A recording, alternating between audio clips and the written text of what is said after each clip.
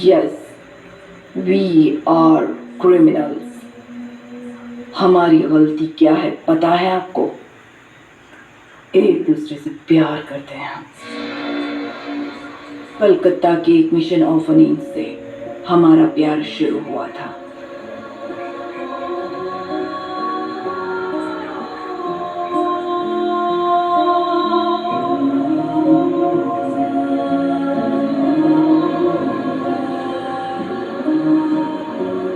पर एक दिन हम दोनों को उन्होंने वहां से बाहर निकाल दिया। हमारा प्यार उनकी नजरों में होमोसेक्सुअलिटी के नाम पर एक धब्बा था। हमारी जिंदगी का सिर्फ एक ही सपना था, साथ में जिंदगी बिताना, इस समाज में स्वतंत्र होकर आजादी से जिंदगी जीना। We need a freedom to love. जी सकती थी। हमारे कानून में इन सबको संरक्षण भी दिया गया है, but unfortunately they ruined their life. इन दो छोटे दृश्यों में आपने देखा मोहनलाल, लक्ष्मी मंचू और हनी रोज, ये तीनों साउथ इंडियन एक्टर्स हैं। मोहनलाल के लीड रोल में बनी मलयाली फिल्म मॉन्स्टर के इन दो छोटे छोटे क्लिप में आपने जो कुछ भी देखा वो फिल्म का वो हिस्सा है जो अंत में घटित होता है। लेकिन आइए, मैं शिवचरण सिंह आपका स्वागत करता हूं आज की इस वार्ता में, जहां मैं फिल्मी बातें करूंगा आपसे। और आज की फिल्मी बात जो है वो इसी मूवी जो 2022 में आई थी, मलयाली मूवी जिसे हिंदी में डब किया गया और बहुत लोगों ने देखा, इसकी कहानी और इस कहानी के उद्देश्य पर।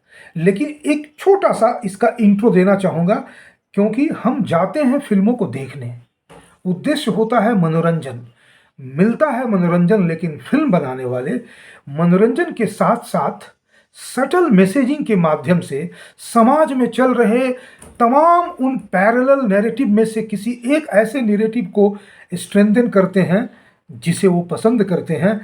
उस नैरेटिव के विषय में हम बहुत तरीके से खबरदार नहीं रहते, या यूं कह लें कि हम बेखबर रहते हैं, और उस सटल मैसेजिंग उस नैरेटिव को स्ट्रेंथन करते करते कहीं ना कहीं हमारे कमज़ोर नब्जों की पहचान करके हमें बहा ले जाता है।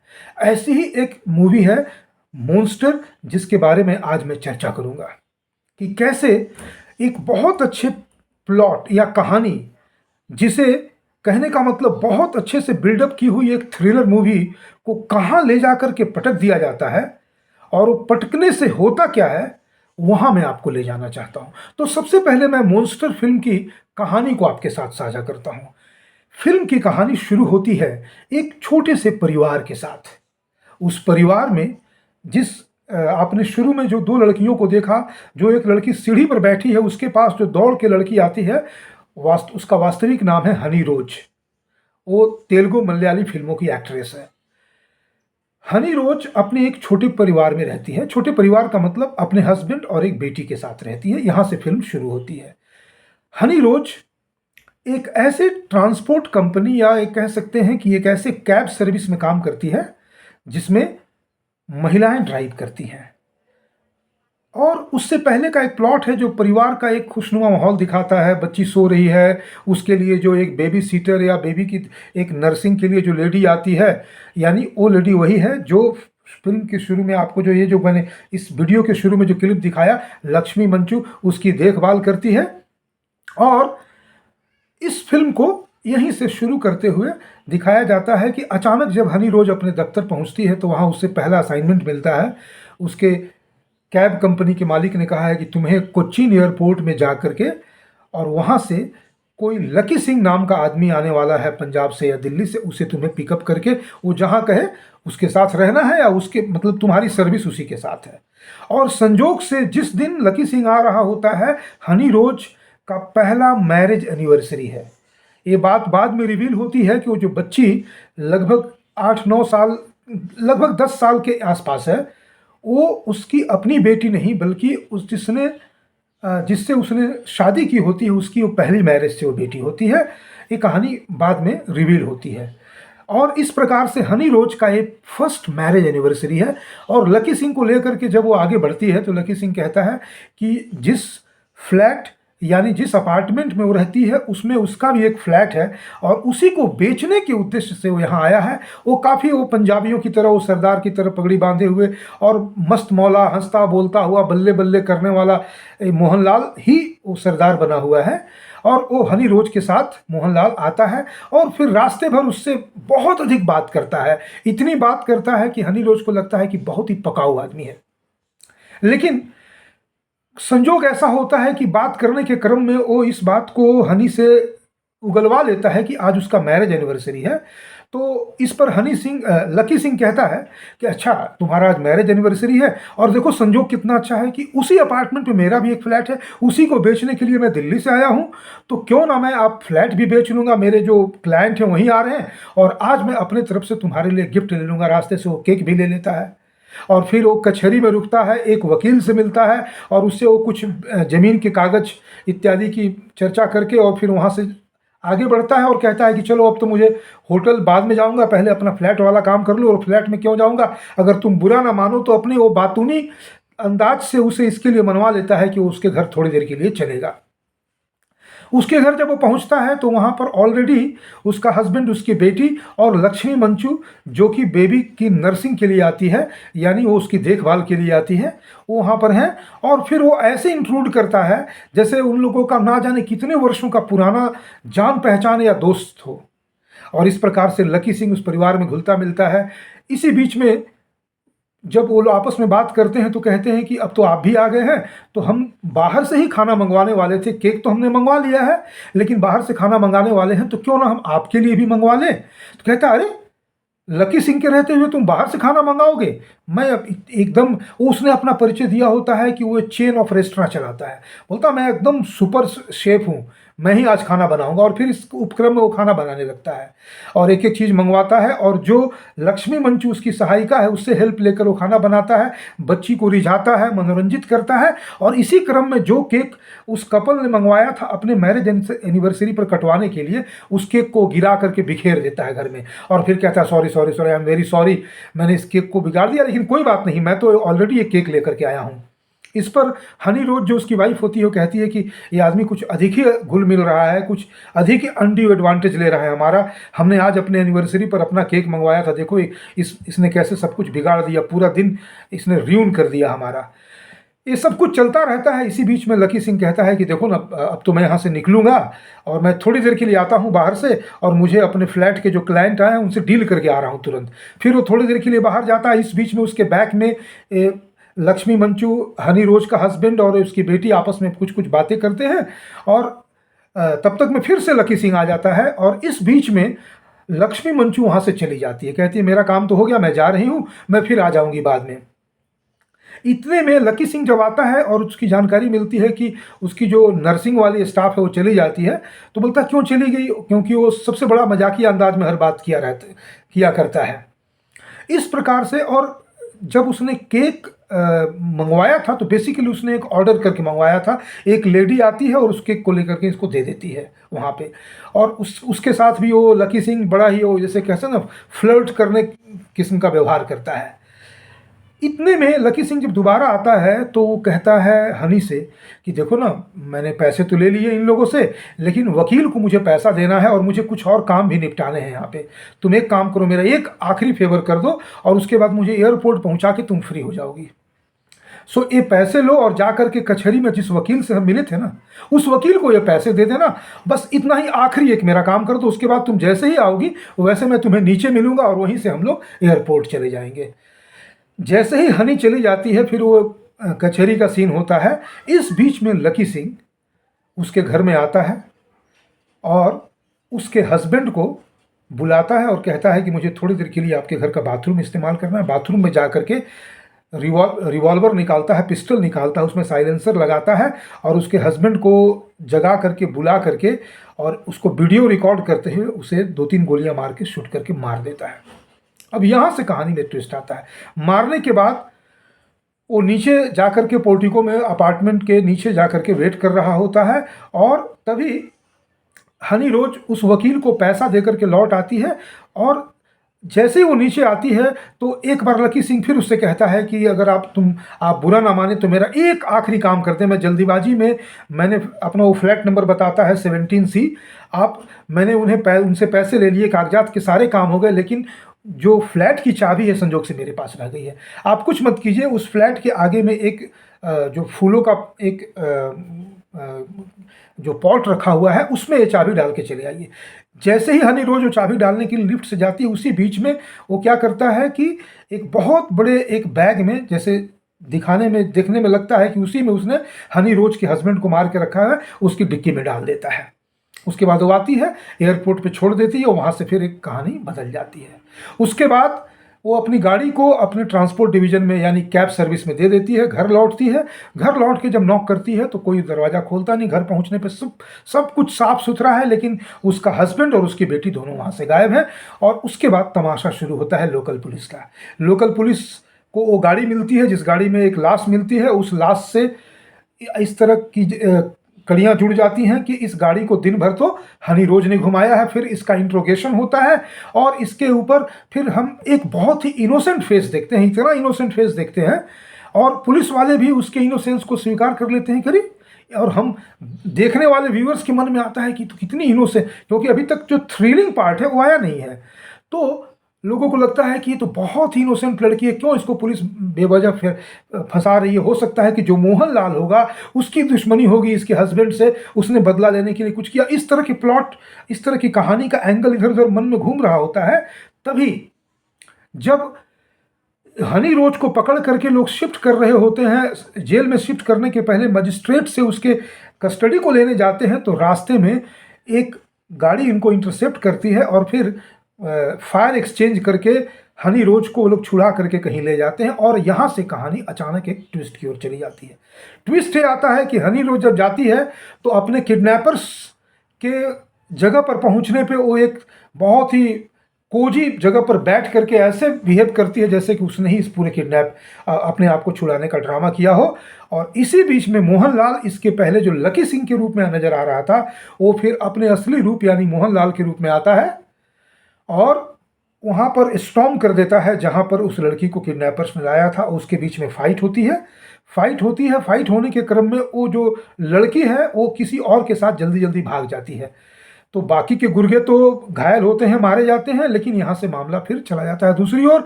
और तब तक में लोकल पुलिस महकमे में ये बात आती है कि वो लड़की इनोसेंट थी और जिन लोगों ने भी इसके हस्बैंड को मरवाया उन्हीं लोगों ने उसे किडनैप करके उसको भी मार देने का काम किया होगा, इसलिए इस केस को यहाँ क्लोज किया जाए। तभी एंट्री होती है मोहनलाल की, और तब मोहनलाल जो कुछ बताता है उससे मामला कहीं और चला जाता है। और यहीं आकर के फिल्म की कहानी विशस डेंजरस हो जाती है। कहानी क्या है? ये जो लड़की है वो अपने किसी एक पार्टनर के साथ मिल करके ऐसे ही किसी न किसी मुर्गे को ढूंढती थी जिसको हलाल किया जा सके, जो इसके रूप जाल में फंस करके इससे शादी कर लेती थी और अपने पहले फर्स्ट मैरिज एनिवर्सरी पर उसे किसी न किसी तरह से उसका काम तमाम कर देती थी। कैसे काम तमाम करती थी? क्योंकि उस व्यक्ति को हार्ट अटैक आता था। फिर वो जो मुर्गा ढूंढती थी उसका कहीं ना कहीं इंश्योरेंस का रकम काफ़ी हाई होता था। ऐसे करके वो करोड़ों कमा लेती थी। तो इस प्रकार से पिछले 3 जगहों पर 3 लोगों के मर्डर हो चुके थे। उसी को ट्रेल करती हुई सीबीआई, और सीबीआई का ही एक बहुत बड़ा अधिकारी होता है मोहनलाल, वो इस शहर में पहुंचता है जहां स्केच के आधार पर इस लड़के की शक्ल मिलती है पीछे के 3 लोगों से। चूंकि किसी तरह का कोई सबूत नहीं पीछे छूटा होता है, यानी कहीं पर भी ये आशंका नहीं रहती है कि उसे मर्डर किया, क्योंकि वो बहुत ही नेचुरल हार्ट अटैक के कारण लोग मरते हैं। तो उसमें आप किसी तरह से सिद्ध नहीं कर पाती है पुलिस कि इसमें किसका हाथ है। लेकिन सीबीआई तक जब ये बात पहुंचती है, क्योंकि एक ही तरह की घटना जब दूसरी और तीसरी बार घट जाती है, तब सीबीआई को अपना इंटरवेंशन करना पड़ता है। तब उसे इस बात का ट्रेल मिलता है कि इस तीनों में पैटर्न एक है, और तीनों जगह से जो डिस्क्रिप्शन मिल रहा है जिस लेडी का, उस डिस्क्रिप्शन का जो जिससे कह सकते हैं कि क्लोज टेकिंग आफ्टर है, वो इसी लेडी से है जो आज एक जगह पर नए नाम से रह रही है। और इस नए नाम से रहने वाली लड़की का नाम भामिनी है। तो फिर वहाँ से मोहनलाल रिवील करता है प्लॉट को कि बेसिकली हनी रोज जो है वो किसी के साथ, वो किसके साथ मिली है नहीं पता चलता है, किसी के साथ मिल करके इस तरह की घटनाओं को लगातार अंजाम दे रही है। और तब सीबीआई के लोग पुलिस वालों को बताते हैं कि बेसिकली हनी रोज के हस्बैंड को मारा ही नहीं गया है, वो सारा कुछ एक, तब वो कहानी आती है कि मोहनलाल हनी रोज के हस्बैंड से बहुत पहले मिलता है और कहता है कि वो जिससे इतना प्यार करता है और कहता है कि उसकी बेटी उसको अपना माँ समझने लगी है। बेसिकली वो एक मर्डरर है, एक क्रिमिनल है। पहले तो उसको एक्सेप्ट नहीं करता, फिर वो कहता है कि ठीक है तुम सीबीआई की बात मानो, तुम्हारे फर्स्ट मैरिज एनिवर्सरी पे तुम्हारा मर्डर अटेम्प्ट होगा। तब वो इस बात को मान तो लेता है और मानने के बाद फिर जैसे जैसे सीबीआई कहती है वैसे वैसे वो एक्ट करता है। सबसे पहले वो एक्ट करता है कि उसका एक एक्सीडेंट हो जाता है जो कि झूठा होता है और इस नाते वो नौकरी छोड़ देता है। और फिर मोहनलाल यानी सीबीआई के माध्यम से उसकी वाइफ को टेम्पररी जो है एक कैब सर्विस में नौकरी दिलवाई जाती है, जानबूझ करके कैब सर्विस में, क्योंकि वो सारा प्लॉट था कि मोहनलाल एक सरदार बन करके आएगा, एक चेन ऑफ रेस्टोरेंट का मालिक बन के आएगा, इसी की कार को हायर करेगा, इसके मालिक पर दबाव देगा कि इसी लेडी को भेजा जाए और फिर इसी के साथ तो दिन भर घूमेगा इसके फ्लैट में। वो सारी कहानी फिर एक प्लॉट के रूप में आती। यहाँ तक तो बात लगती है कि एकदम गजब का थ्रिलर है। इसके बाद जब सीबीआई पुलिस, लोकल पुलिस को बताती है कि अब आगे कोई गुत्थी सुलझ नहीं रही थी, क्योंकि वो जब जहाँ पर उसको एबडक्ट करके ले जाया गया था वहाँ से जब वो भागती है तो मोहनलाल फिर उसको भी ट्रेस करता करता पहुँचता है। वहाँ पे हनी रोज तो मिल जाती है, लेकिन हनी रोज कैसे क्राइम करती थी, कौन उसका क्राइम पार्टनर था, और उसके 4 हस्बैंड उसने कर रखे थे अब तक, तो मोहनलाल जब वहाँ जाता है वहीं का दृश्य मैंने आपको शुरू में दिखाया। और बाद में उससे जुड़ा एक छोटा सा क्लिप है जब वो गिरफ्तार हो जाते हैं दोनों, यानी हनी रोज और उसकी जो क्राइम एक्कम्प्लिस क्रिमिनल है वो दोनों। यहाँ क्या प्लॉट सामने आता है कि जब हनी रोज का सामना मोहनलाल से होता है उसके उस छुपने वाले जगह पर, एक ऐसे जगह पर जहाँ वो लोग गुप्त रूप से रहते थे, तब वो कहता है कि तुम ये क्राइम करती कैसे थी, क्या तुम्हारा कोई रियल हस्बैंड है जो तुम्हारा इसमें सहायता करता था। तब वो कहती हाँ हमारा हस्बैंड है।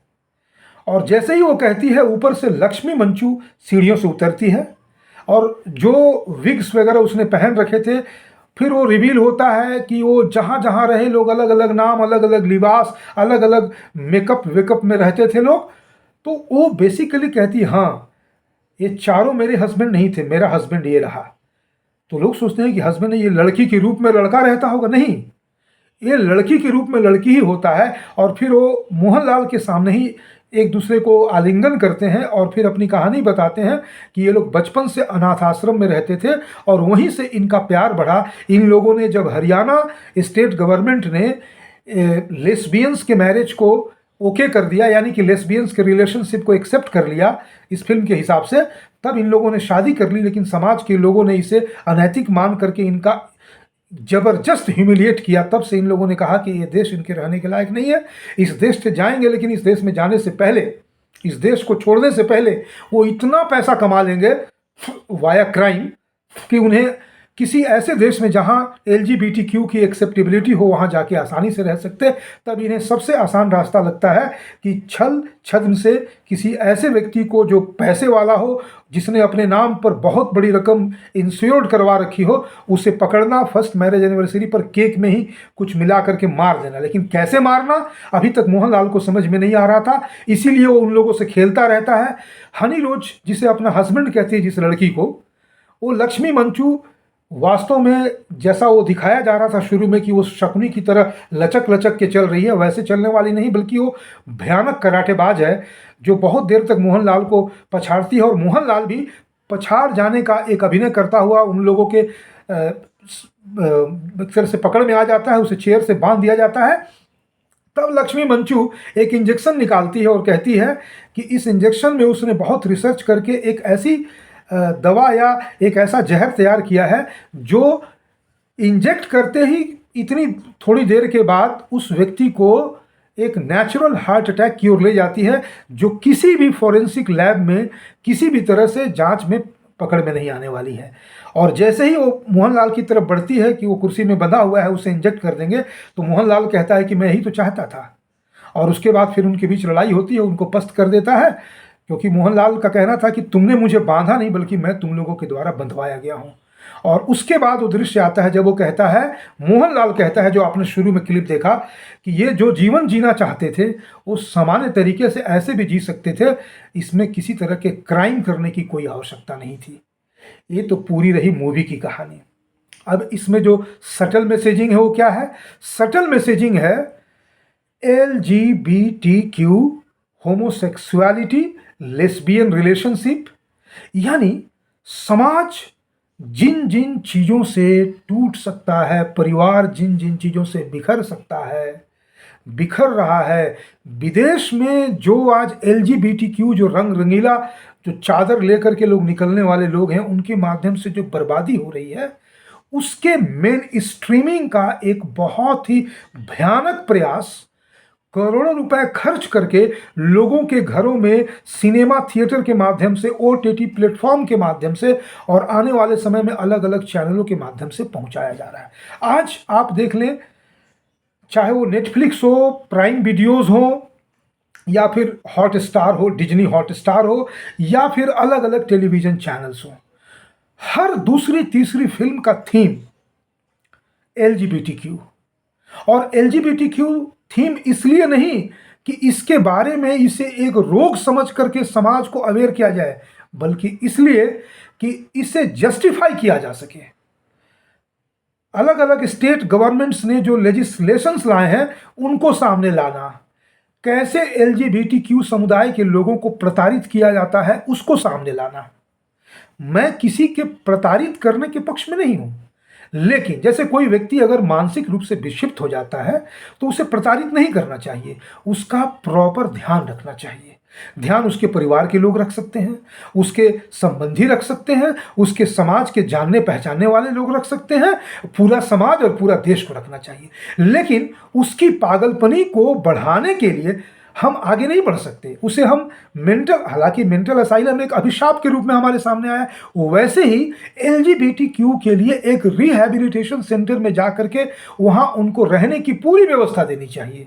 और ऐसा कहना चाहिए कि नहीं, आप इसे मानिए या मत मानिए, आपको कुछ दिन यहाँ रह करके आपकी जो मर्जी हो बाद में कीजिएगा, लेकिन इन बातों को समझिए।